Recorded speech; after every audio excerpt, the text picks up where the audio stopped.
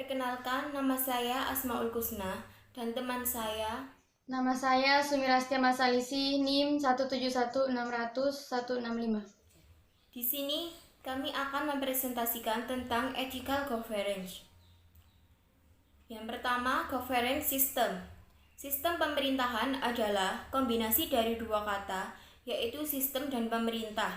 Berarti sistem secara keseluruhan yang terdiri dari beberapa bagian yang memiliki hubungan fungsional antara bagian-bagian dan hubungan fungsional dari keseluruhan, sehingga hubungan ini menciptakan ketergantungan antara bagian-bagian yang terjadi jika satu bagian ini bekerja dengan baik akan mempengaruhi keseluruhan. Dan pemerintahan dalam arti luas memiliki pemahaman bahwa segala sesuatu yang dilakukan dalam menjalankan kesejahteraan negara dan kepentingan negara itu sendiri.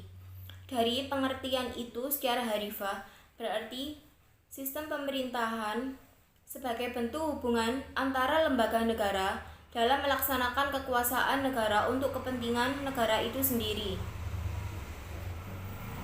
Secara harfiah, berarti sistem pemerintahan sebagai bentuk hubungan antara lembaga negara dalam melaksanakan kekuasaan negara untuk kepentingan negara itu sendiri, dalam rangka mewujudkan kesejahteraan rakyatnya. Dengan demikian, dapat disimpulkan sistem adalah sistem pemerintahan negara dan administrasi, hubungan antara lembaga negara dalam rangka administrasi negara. Sesuai dengan kondisi negara masing-masing, sistem ini dibedakan menjadi 4. Yang pertama, presidensial merupakan sistem pemerintahan negara republik di mana kekuasaan eksekutif dipilih melalui pemilu dan terpisah dengan kekuasaan legislatif. Yang kedua, parlementer merupakan sebuah sistem pemerintahan di mana parlemen memiliki peranan penting dalam pemerintahan. Berbeda dengan sistem presidensial, di mana sistem parlemen dapat memiliki seorang presiden dan seorang perdana menteri yang berwenang terhadap jalannya pemerintahan. Ketiga, komunis. Komunis adalah paham yang merupakan sebagai bentuk reaksi atas perkembangan masyarakat kapitalis yang merupakan cara berpikir masyarakat liberal. Yang keempat, demokrasi liberal merupakan sistem politik yang melindungi secara konstitusional hak-hak individu dari kekuasaan. Pemerintah liberal merupakan sebuah ideologi, pandangan filsafat dan tradisi politik yang didasarkan pada pemahaman bahwa kebebasan dan persamaan hak adalah nilai politik yang utama. Berikutnya, budaya etika. Hubungan antara CEO dengan perusahaan merupakan dasar budaya etika. Bagaimana budaya etika diterapkan? Tugas manajemen puncak adalah memastikan bahwa konsep etikanya menyebar di seluruh organisasi melalui semua tingkatan dan menyentuh semua pegawai. Hal tersebut dicapai melalui metode 3 lapis, yaitu menetapkan kredo perusahaan, merupakan pernyataan ringkas mengenai nilai-nilai etis yang ditegakkan perusahaan yang diinformasikan kepada orang-orang dan organisasi-organisasi baik di dalam maupun di luar perusahaan. Kedua, menetapkan program etika, suatu sistem yang terdiri dari berbagai aktivitas yang dirancang untuk mengarahkan pegawai dalam melaksanakan lapis pertama, misalnya pertemuan orientasi bagi pegawai baru dan audit etika.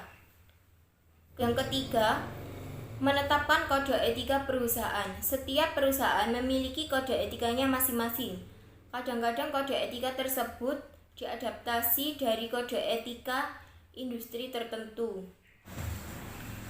Mengembangkan struktur etika koperasi, membangun entitas korporasi dan menetapkan sasarannya. Pada saat itulah perlu prinsip-prinsip moral etika ke dalam kegiatan bisnis secara keseluruhan diterapkan, baik dalam entitas korporasi, menetapkan sasaran bisnis, membangun jaringan dengan pihak yang berkepentingan atau stakeholder, maupun dalam proses pengembangan diri para pelaku bisnis sendiri. Penerapan ini diharapkan etika dapat menjadi hati nurani dalam proses bisnis, sehingga diperoleh suatu kegiatan bisnis yang beretika, mempunyai hati, tidak hanya sekedar mencari untung berkala. tetapi juga peduli terhadap lingkungan hidup, masyarakat, dan para pihak yang berkepentingan atau stakeholder. Selanjutnya, saya akan meneruskan materi dari teman saya, yaitu Kode Perilaku Korporasi. Kode Perilaku Korporasi adalah pedoman internal perusahaan yang berisikan sistem nilai, etika bisnis, etika kerja, komitmen, serta penegakan terhadap peraturan-peraturan perusahaan bagi individu dalam menjalankan bisnis dan aktivitas lainnya serta berinteraksi dengan stakeholders. Adapun contoh kasus yaitu PT Nadia Karya telah membentuk tim penerapan God Corporation Governance pada tanggal 5 Februari 2005 melalui tahap kegiatan sebagai berikut, yaitu sosialisasi dan workshop.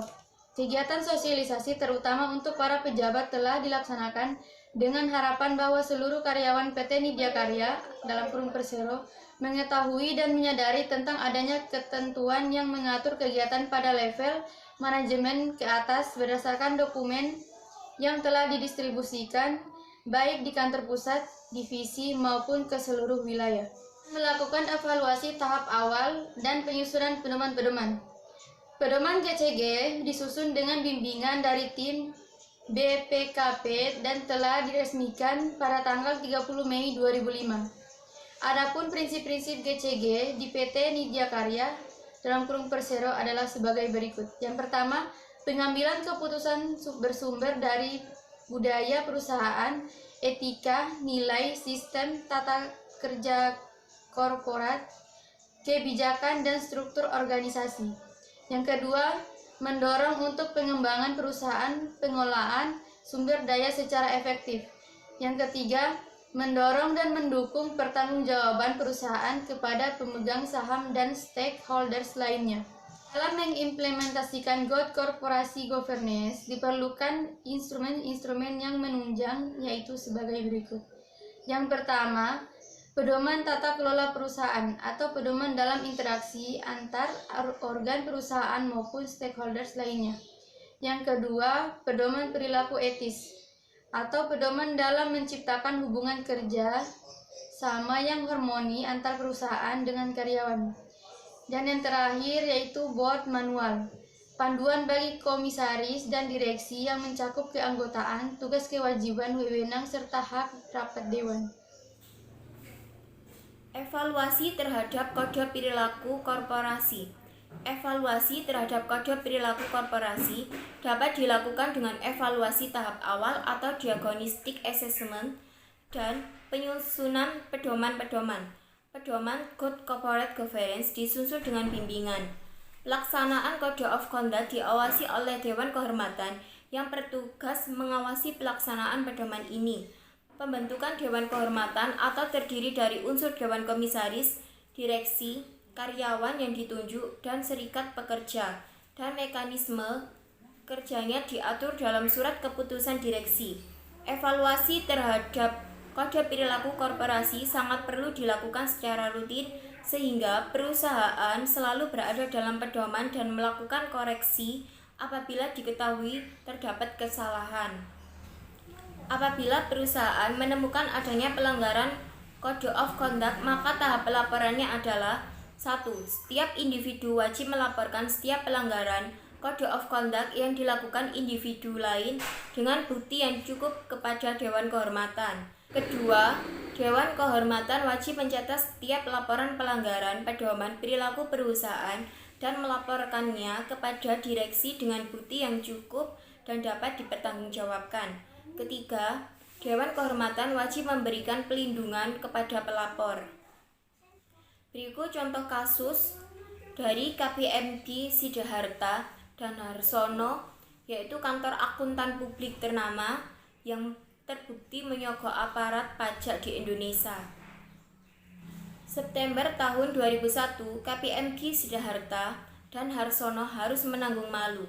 Kantor akuntan publik ternama ini terbukti menyogok aparat pajak di Indonesia sebesar $75 sebagai siasat diterbitkan faktur palsu untuk biaya jasa profesional.